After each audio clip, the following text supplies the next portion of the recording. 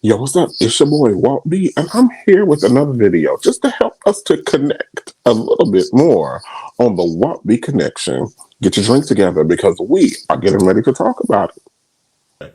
So, a while ago, I made this post. The moment I wake up, before I put on my makeup, About the song Say a Little Prayer for You,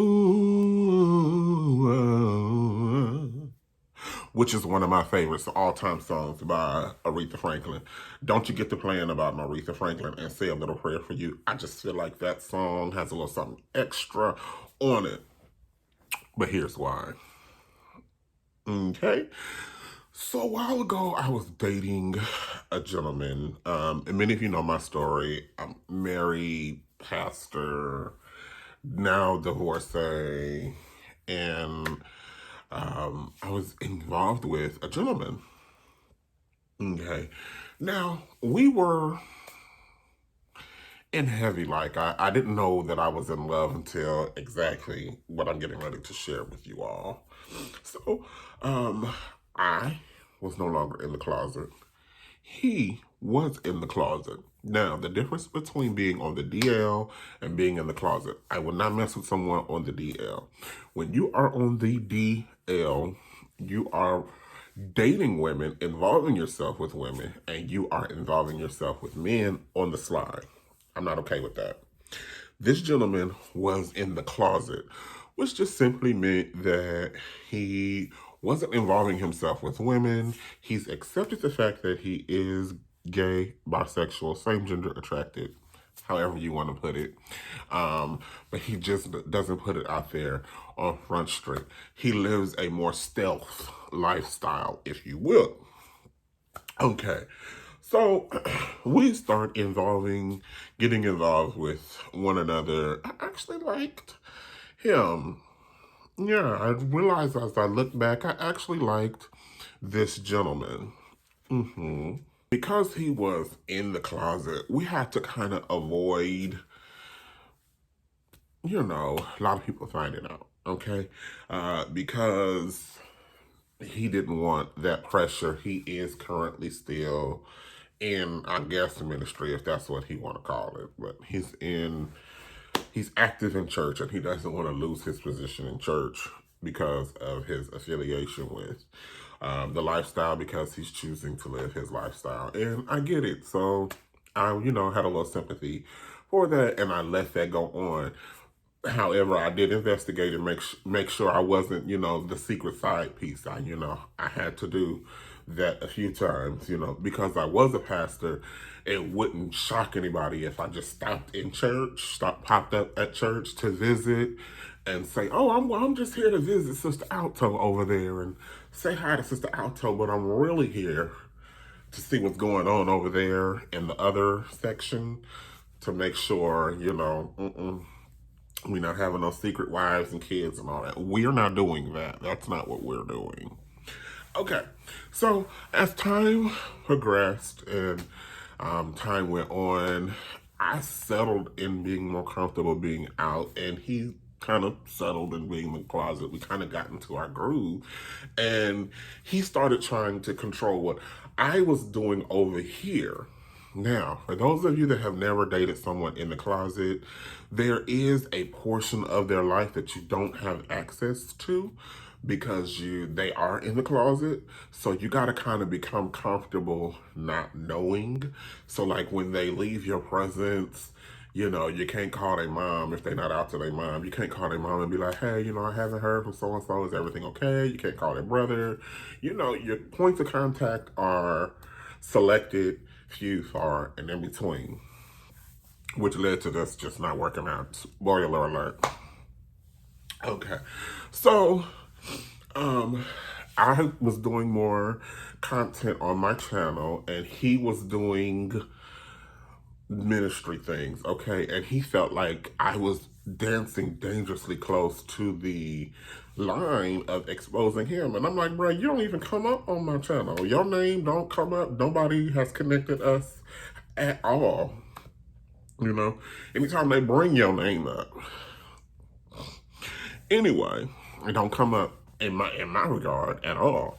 So anyway, long story short, we had a big blow up about this, he and I. Again, we would have to meet at my spot because his spot, he stayed with family and they didn't all know and they would be having questions or whatever. So we had this big little blow up or whatever. And he leaves. He leaves, okay? And I'm like, okay, cool. He'll call eventually. Eventually he'll call, So anyway, he left. Eventually didn't come. Day passed, 2 days passed, 3 days passed. No call. I'm like, oh dang, I must have really said or did something to piss him off. So, I went through my normal trail of, is he okay? Blase, blase. If you find out something, can you let me know? Mm-mm. All my ends were dead ends because, no one really, really close to him knew. Okay, so after about a week, 2 weeks, I was like, I gotta let this go. No Facebook, no Instagram. No. At first, the phone would ring, ring, ring, and I can leave a voicemail. Then after a while, the voicemail was full. So I reasoned to myself, okay, our last argument was too much. He's done. He had moved on. And if you know me, so I was driving down the street thinking of everything, and the song "Say a Little Prayer" comes on the radio. When I wake up, before I put on my makeup, I say a little prayer for you.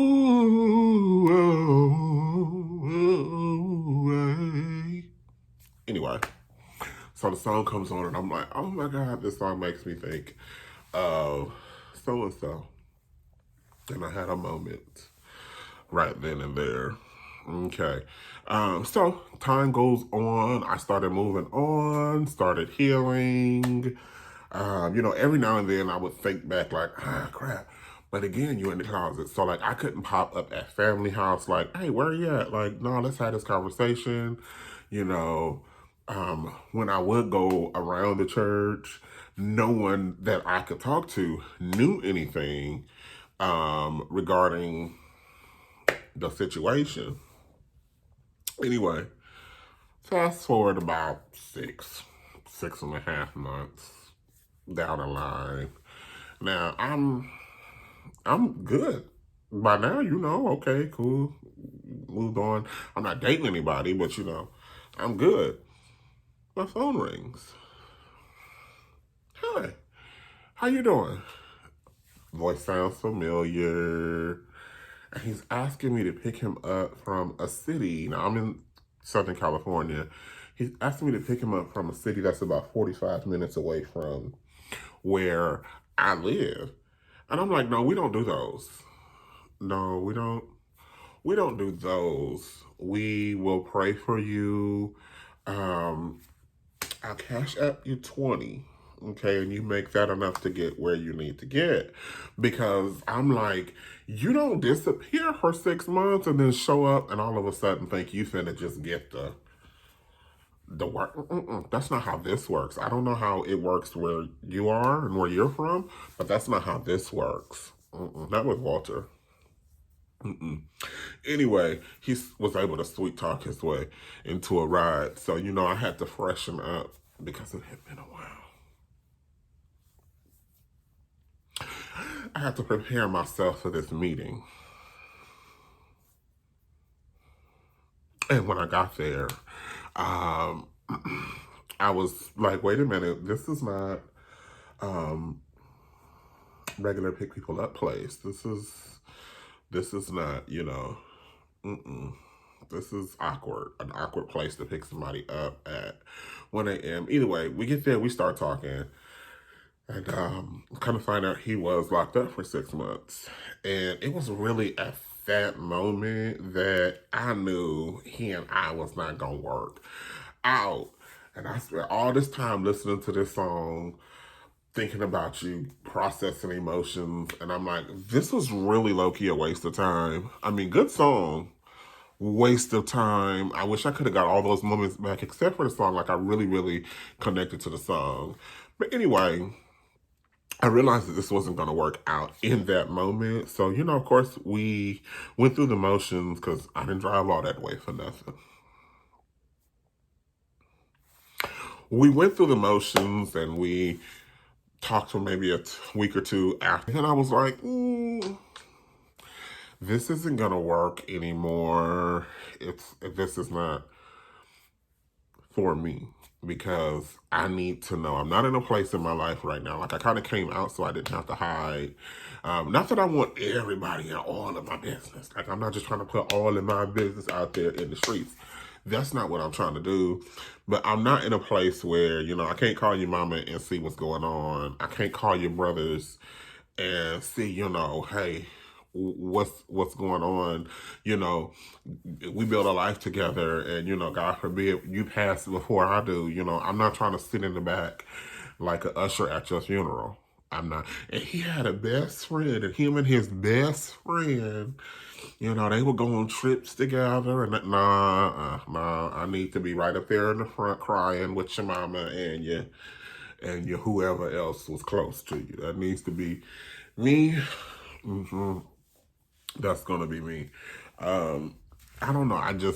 I left the whole coward thing behind. So I explained this to him, and this kind of an update. Like, he's been trying to get back together, and he keeps like, oh, this, I've changed. And my one question is, are you out? I don't care if you're not gonna go back to jail. That wasn't the issue. The issue is, I don't want to live a secret lifestyle. Like, I'm not saying we have to walk down the street holding hands. That's not me. PDA is not me anyway. But I am saying I should be able to be introduced to your family. You can be introduced to my family. I can know what the heck is going on. Like, we're going to need to be building a life together, especially at my age. You know, I'm damn near 40. I'm not trying to be your boyfriend. You've done that stage already. We're trying to build something a little more permanent here. That's what we're trying to do. Well, that's my story time, and that's why that song, Say a Little Prayer for You, is so, like, touching to me. I mean, I don't care who sings it. Anybody's rendition, it always just picks a special place in my heart because it reminds me of my last closeted experience. Anyway, click that like button and like this video for for more conversation starters. I only did this because I was asked for the full story.